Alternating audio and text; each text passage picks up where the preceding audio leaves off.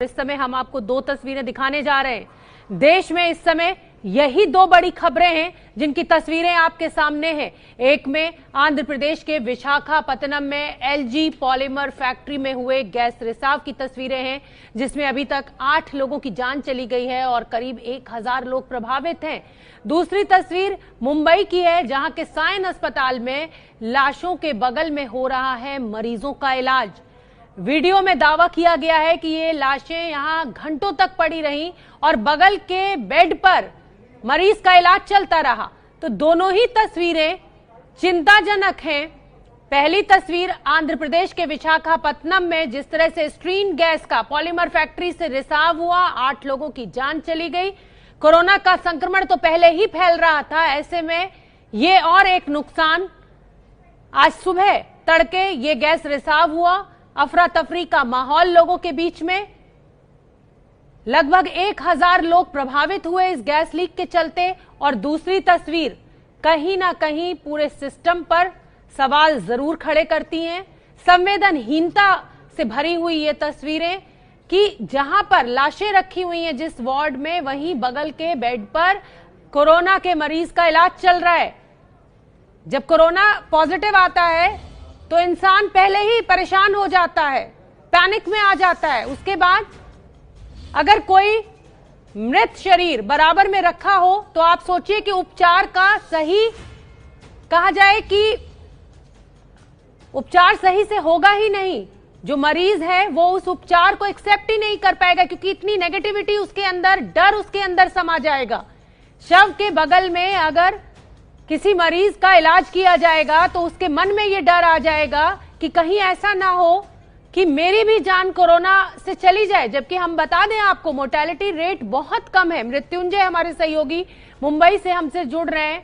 मृत्युंजय, इसको संवेदनहीनता कहें, अस्पताल की मजबूरी कहें, प्रशासन की लापरवाही कहें, क्या कहा जाए कि शव के बराबर में मरीज का इलाज? मृत्युंजय। शोभना, इसके पहले हम किसी निष्कर्ष पर पहुंचे और क्या ये मजबूरी है, क्या एक असंवेदनशीलता है, इस निष्कर्ष पर पहुंचे हम थोड़ा सा इसकी जानकारी अपने दर्शकों को बता दें कि आखिरकार ये वीडियो क्या है और इसमें क्या कुछ है। देखिए, दरअसल मुंबई देखिए हॉटस्पॉट बना हुआ है, कोरोना का केंद्र बना हुआ है। 10,500 से अधिक मामले मुंबई में हैं, 400 से अधिक लोगों की मौत हो चुकी है, यहाँ तक कि 200 से अधिक पुलिसकर्मी संक्रमित हैं। ये अचानक से वीडियो सामने आया। ये वीडियो भाजपा के विधायक नितेश राणे, जो कि पूर्व मुख्यमंत्री नारायण राणे के बेटे हैं, उन्होंने ट्वीट किया था। 52 सेकंड का वीडियो। लेकिन ये वीडियो ट्वीट करने के बाद उन्होंने कहा था कि बड़ी ही दुखद और चिंताजनक स्थिति है, कैसा एडमिनिस्ट्रेशन है। जब हमने इसकी पड़ताल की तो हमारे पास में लगभग 2 मिनट का वीडियो सामने आया और कल रात से हम लगातार अपने हॉस्पिटल के सूत्रों से और अधिकारियों से बात करने की कोशिश कर रहे थे। कल तक डिनायल मोड पे थे कि ये वीडियो साइन अस्पताल का है, लेकिन आज सुबह इसकी आधिकारिक तौर पर पुष्टि हुई। अस्पताल के डीन ने यह स्वीकारा कि हमारे यहाँ का ही वीडियो है, लेकिन तारीख कल का है, 2 दिन पहले का है, 5 दिन पहले का, ये साफ नहीं है। इस वीडियो में आप देखेंगे कि कोरोना के जो पेशेंट हैं उनका इलाज चल रहा है और उनके अगल बगल में 1-2 लाशें नहीं है, 5 से 6 लाशें आपको रैप की हुई नजर आएंगी। ये बहुत ही असंवेदनशील तस्वीर है। हम कल्पना भी नहीं कर सकते कि एक तरफ शव पड़े हुए हैं और दूसरी तरफ किसी कोरोना पेशेंट मरीज का इलाज चल रहा है। तो इस पर हमने डॉक्टरों से पूछा, जो डीन है उनसे पूछा कि आखिरकार ऐसी स्थिति क्यों आई। तो उनका कहना है कि जब भी किसी कोरोना मरीज की मौत हो रही है तो उनके जो परिजन है वो बॉडी क्लेम करने नहीं आ रहे हैं, और चूंकि अगर ये अंतिम संस्कार के लिए बॉडी भेज देते हैं या फिर शवगृह में भेज देते हैं और कल को उनके परिजन आकर कहते हैं कि हमें हमारे परिजन का शव चाहिए, तो ये लीगल कॉम्प्लिकेशन में आ जाएगा, उन पर कानूनी अड़चन आ जाती है। एक पहली समस्या ये है।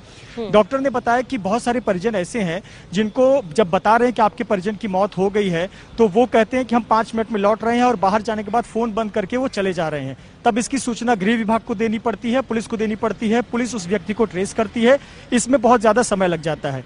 तीसरी बात, जिस व्यक्ति की मौत हुई है उसके घर के नियरेस्ट करीबी परिवार के सदस्य भी कोरोना पॉजिटिव हैं और उनका इलाज बगल के वार्ड में या किसी अन्य जगह पर चल रहा होता है, तो ऐसे पर कोई परिजन उपलब्ध ही नहीं है कि वो बॉडी पर साइन कर सके।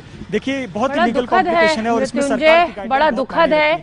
कोरोना वायरस पहले ही मानवता पर संकट बनकर आया है और अब ये तस्वीरें कि परिजन अपने नजदीकियों के शव को लेने के लिए तैयार नहीं है, अपना फोन स्विच ऑफ कर दे रही हैं। लेकिन ये तस्वीरें कहीं ना कहीं गंभीर सवाल भी जरूर उठा रही है कि ये अस्पताल प्रशासन की लापरवाही है, उनकी मजबूरी है, या फिर कहा जाए कि उनके पास कोई विकल्प नहीं है इसके अलावा। लेकिन ये तस्वीरें संवेदनहीनता का भी जीता जागता उदाहरण है, क्योंकि उस मरीज का सोचिए जो इन शवों के बराबर में अपना उपचार करा रहा होगा, दवाओं का असर कैसे होगा। तब जब इतनी नकारात्मकता आसपास होगी, उसके मन में ये डर समा जाएगा कि कहीं ऐसा ना हो कि मैं भी कोरोना के चलते मेरे भी प्राण निकल जाएं। मृत्युंजय जी, शोभना बहुत सही बातें कही। और कल्पना कीजिए कि किसी का पार्थिव शरीर बगल में है और वो खुद उसका इलाज चल रहा है ऐसी महामारी से, ऐसी बीमारी से जो कि लाइलाज है, और तमाम लोगों की आसपास में मौत हो रही है। तो ये निश्चित तौर पर मनोबल पर और एक साइकोलॉजिकली बहुत फर्क पड़ता है। लेकिन कहीं ना कहीं जब हम डॉक्टरों का पक्ष सुनते हैं तो लगता है कि कहीं ना कहीं एक पक्ष उनका भी कुछ हद तक सही है, हालांकि यह अमानवीय है। दो बातें हैं इसमें। एक तो ये हमें जानकारी हासिल हुई कि शव इतने ज्यादा संख्या में है क्योंकि उनका अंतिम संस्कार नहीं हो पा रहा है, तो शव गृह में शव की संख्या ज्यादा हो गई है। दूसरी चीज, जिस वार्ड में हम तस्वीरें जो दिखा रहे हैं दर्शकों को, दरअसल वहां पर जो ऑक्सीजन की पाइपलाइन है, ऑक्सीजन की पाइपलाइन आती है, वो दीवालों से लगकर बनाई गई है। तो ऐसे पर वेंटिलेटर का जो बेड है उसे शिफ्ट नहीं किया जा सकता। अगर उसे शिफ्ट करेंगे तो 2 से 3 मरीजों की जान से खिलवाड़ भी हो सकता है। लेकिन फिर भी हमारा यही कहना है कि बड़ी असंवेदनशीलता है। और आपको बता दें कि अभी अभी जो हमें एक ताजा जानकारी आई है, जो हम अपने दर्शकों को बता दें कि मुंबई महानगर पालिका ने इसमें जांच के आदेश दे दिए हैं। ये बहुत बड़ी खबर है।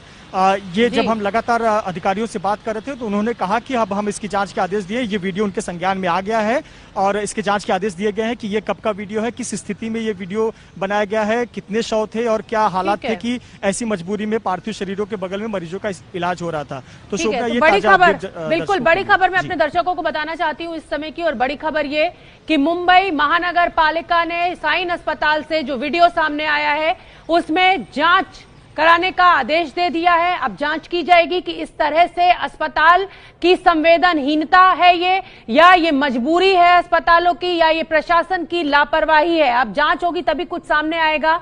लेकिन ये जो तस्वीरें हैं ये बहुत ही भयावह हैं, और भयावह इसलिए क्योंकि एक मरीज के ऊपर अब दवाओं का क्या असर होगा, ये एक बहुत बड़ा सवाल है। मृत्युंजय, जब इस तरीके का, देखिए मैं और आप कभी भी अगर अस्पताल जाते हैं और इस तरह से कोई पार्थिव शरीर हमारे सामने से भी निकल जाता है तो मन में कहीं ना कहीं एक डर आ जाता है। ऐसे में कोरोना का उपचार जिसमें आदमी खुद ही डरा हुआ है कि पता नहीं बचेंगे कि नहीं बचेंगे, और अगर शव बराबर में है तो कैसे असर होगा दवाओं का, ये भी एक बहुत बड़ा सवाल। बिल्कुल शोभना, और देखिए ऐसी स्थिति में एक मरीज की इच्छा शक्ति होती है जो उसे ठीक करके वापस लाती है। हमने तमाम खबरें अपने दर्शकों को दिखाई कि बहुत सारे मरीज 82 इयर्स के, 90 इयर्स के, 60 इयर्स के मरीज फिट होकर हंसते मुस्कुराते हुए अपने घर पर लौटे। लोगों ने तालियां बजाकर उनका स्वागत किया। क्यों? क्योंकि उनमें इच्छा शक्ति थी, उनका मनोबल था, सभी ने उनका धैर्य बनाए रखा कि आप 14 दिन की बात है, आप ठीक हो जाएंगे। लेकिन जब कल्पना कीजिए कि कोई मरीज वेंटिलेटर पर है, उसे ऑक्सीजन दिया जा रहा है और उसके ठीक बगल में रैप की हुई 2 बॉडी रखी गई है, उसके सामने 3 बॉडी रखी गई है, ये कल्पना के परे है, बहुत ही दुखद और बहुत ही चिंताजनक है। निश्चित तौर पर डॉक्टरों के ऊपर वर्कलोड बहुत अधिक है, डॉक्टरों के ऊपर दबाव बहुत अधिक है, सीमित संसाधन में काम कर रहे हैं, ऐसी महामारी में लगातार काम कर रहे हैं। लेकिन फिर भी कहीं न कहीं प्रशासन को इसमें संज्ञान लेना होगा और इसका कोई एक हल निकालना होगा ताकि ऐसी स्थिति, ऐसी दृश्य हमें फिर कभी ना देखने को मिले। बहुत बहुत धन्यवाद मृत्युंजय। जाहिर सी बात है इन मरीजों की मनोस्थिति हम अच्छी तरह समझ सकते हैं।